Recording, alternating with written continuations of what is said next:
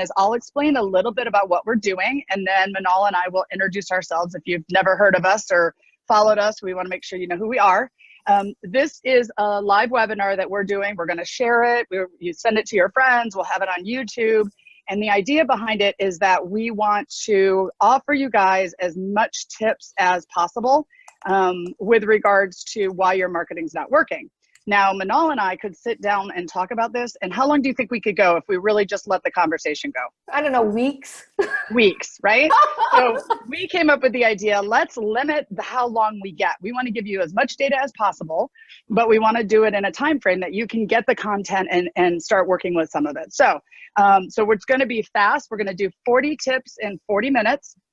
I'm actually not going to put chat on here. We're going to let you know how you can reach us afterwards. So we're going to go back and forth.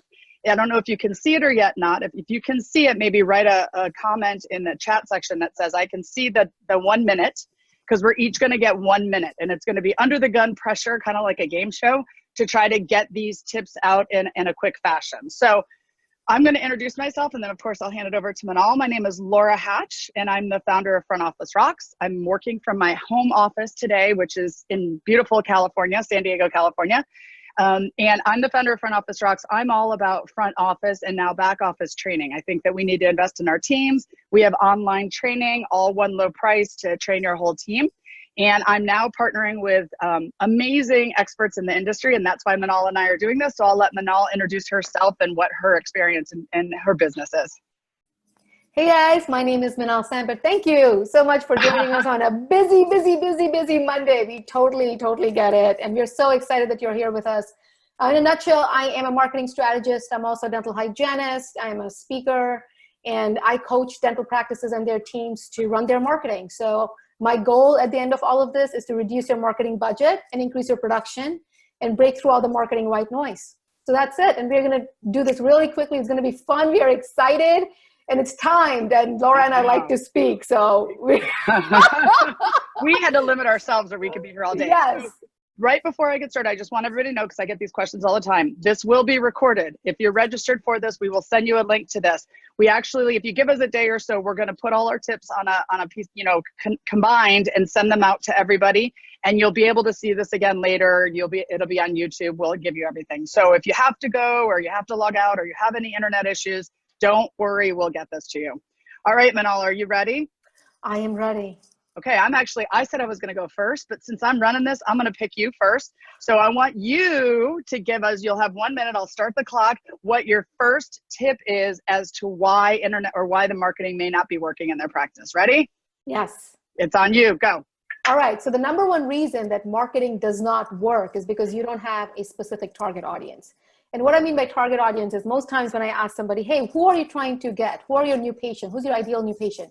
I usually get, 0 to 65 or 0 to 75. That's not your ideal audience. There are 4 active generations in the United States right now, from the baby boomers all the way to the Gen Zs. That's after the millennials. So you need to know who your target audience is so you can have the right marketing message that will connect with them. You have the right tools, the right strategies, and you know what makes it easy. For example, if you're trying to track the baby boomer for implants, perhaps you want to go ahead and make sure that you have somebody going into the senior home facilities and talking to them about implants. If you're trying to attract a younger population, then you need to have online scheduling. You need to make sure that you have live chat, that your communication is more casual and more friendly. So know your target audience. That's the number one thing that you need to make sure your marketing does not fail.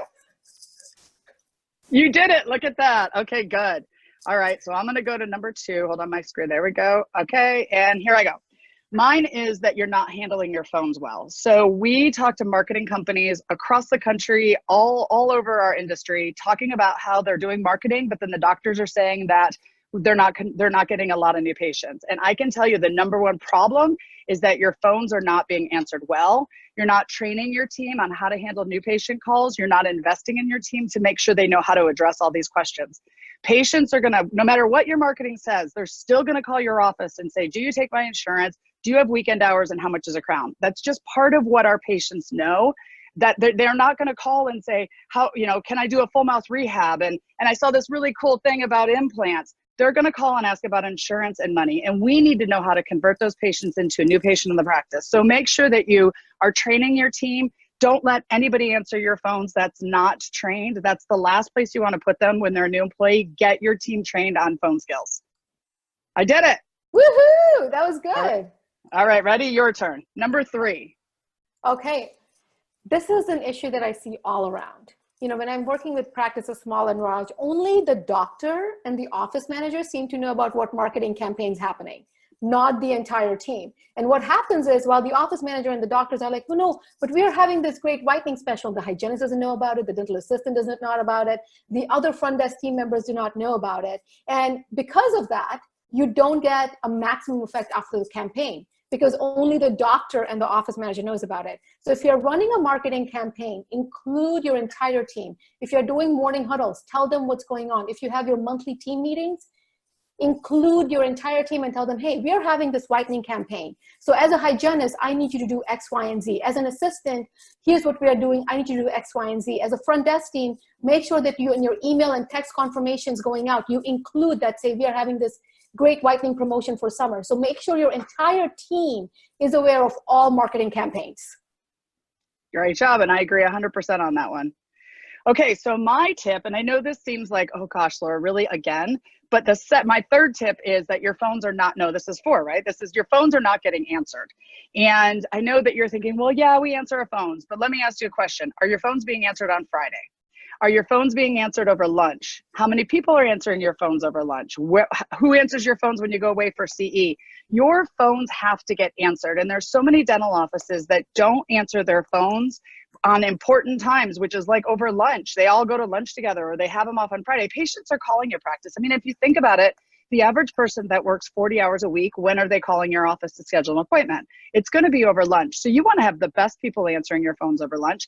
And I know there's been issues in the past where, okay, if we're closed, how do we get our phones answered? Well, now there's amazing services that you can outsource to, and they can help you with the phones. So there's really no excuse. You have to have your phones answered Monday through Friday, at least 8 to 5 every day. We're killing this. We're doing so good. All right, good. Tip number 5, go. Not telling your current patients about your marketing campaigns. So, you know, this is something huge because, like I said, sometimes we only have the office manager and the doctor know, but you're going to make sure the team knows now. But your current patients are your number one source of new patients. And it's so very important to include them on what your current marketing is. So if you're having a promotion, if you're having something in the community, if your marketing is even online, if you're doing something fun, or if you're participating in a viral video challenge, whatever it is, make sure that your current patients know, because they have family and friends that they can easily recommend to your practice. Send it to them and let them know, hey, do you have somebody who will benefit from coming to our practice? We are doing this special promotion just for you and your family and friends. Here's how you get it. Send that newsletter out. Make a beautiful flyer. Let them know about it when they're in the practice as well. Because if your current patients don't know about what marketing promotions or campaigns you're having, you're losing out on your number one referral source. I agree. That's awesome. All right. So tip number 6 is going to insurance first when we're on the phones. And I know, again, I'm beating the phones up, but if you're only here at the beginning of this webinar, I want to get this across to you. We go to insurance first when we're on the phone calls, and patients, it's because we've been used to it. It's because maybe we've wasted time in the past answering questions and then finding out we don't take their insurance. It's because patients go there first. But if you really want to get good at converting new patients and having your marketing work, you need to take control of the phone call. So we need to make sure that we don't go to insurance first. I'm not saying you're not going to handle the insurance question. I'm saying you're just going to put it later in the conversation, because the first thing you need to do is build rapport with the patient, find out where they're calling, find out what they need. We're going to be better at converting these patients to new patients of ours if we really care about them. And insurance is not looking out for the best interest of our patients. We really need to make sure that we're doing everything we can to convert the new patients. So don't go to insurance first. Take care of that patient, and you're going to convert more new patients. I love that tip, and I can't agree more with that. It's so very important. Thank All right, you. so my turn. Not tracking your referral sources. And again, this is something that I talk about a lot, and you may have heard this multiple times, but are you really tracking your referral sources? The goal of marketing, what is the goal of marketing? Is to make more money, right? You can make more money, not just by always adding more marketing, but you can make more money by removing the marketing that's not working for you. And the way that works is by tracking your referral sources. Where are your new patients coming from? current patients? Is it your website? Is it your reviews? Are they a newspaper ad? Are they a magazine ad? Is it the billboard? Is it the radio? Is it the TV commercial? Which marketing platform is really working for you and converting well? Because if you know that, you know where to spend your money and you know what to remove. So the way to really be successful in marketing is to minimize it to the 5 or 6 marketing sources which are really working for you, and then work on few ones which are not. So always track your referral sources. Awesome. All right. Tip number 8. So I want to talk about phones. No, I'm just kidding. I'm moving on now. I've done my phone spiel. I'm moving on. Mine is not doing repetitive marketing. So I've talked to a lot of dentists in the past who've said, well, I tried that. I did Google ads once, it didn't work. Or I sent postcards once, it didn't work. Marketing needs to be repetitive. You need to track it, like she said, and you need to make sure that it's working. But it takes people 3 to 5 times to respond to an ad. And if you send it once, or you put all your marketing money into one thing, and then you cross your fingers and hope that's the one, that's not the way to do it. I'd rather you spend less and do it repetitively, because it takes people, they have to see it when they need it. They have to see you a few times, especially going to the dentist. It's not like we're a new restaurant opening up with, fun food. We're a dentist, so they need to see it a few times. So make sure that you're investing in marketing that you can do repetitively to make it more effective for your practice. Ooh, you got time left over, Laura. I know, right? Like, what do I do? That was a good one. All right, you're on tip number 9. Are you ready? Yeah, so one of the reasons your marketing is not working is because you don't know your marketing expense. So what happens usually is, when again, like I mentioned earlier today, it's for you to be successful in marketing is not always getting new marketing avenues. It's sometimes reducing it and making sure that you have effective marketing that is converting. And you need to know your marketing expense, because, most times when I'm talking to dental practices, I receive, well, we have the AdWords and we have the website and we have the Facebook ads and we do this magazine ad for about 10 years now. Yeah, but what is it costing you? Because you want to know your numbers. You want to know how much money is it costing you to bring in one new patient. And you need to know how much money you're spending on a monthly basis, a yearly basis. And this is going to help you figure out a marketing budget. And your marketing budget is not a percentage of your income or your production. Your marketing budget is what we are marketing, is it actually bringing us an ROI?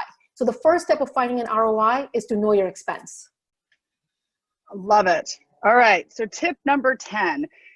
Stop using stock images. If I see one more time the doctor standing by the dental chair with the team in the background holding the clipboard, like, patients have seen it. If you're watching this and you're one of the companies in the dental industry, stop using stock images. Use real life pictures. Patients want to feel like they know your practice. They want to see your team. It doesn't have to be necessarily a picture of the doctor. I don't think there's a set thing, like it has to be the team photo with everybody wearing the same color scrubs. But make the pictures real. Have before and afters of your patients. Have, real pictures of your practice. Don't have the stock images, especially on Facebook and on the social media campaigns. Because I know I follow a ton of dentists in San Diego, and I know Monday morning, here comes all these same ads, same stock images, and people just get tired of that. They're going to unfollow you. They're going to throw your stuff in the trash. Make sure you're really communicating to them so they can feel the culture and the energy from your practice with pictures that are really from your office. Love it.